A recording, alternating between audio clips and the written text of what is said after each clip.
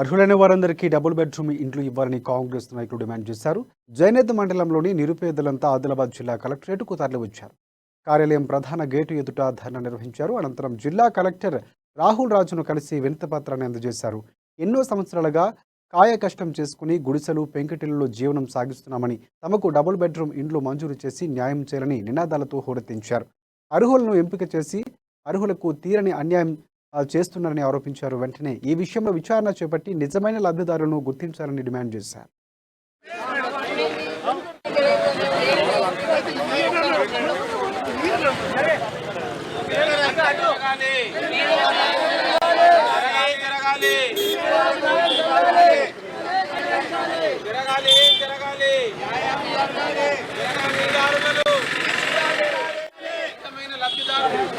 సమగ్ర కుటుంబ సర్వేను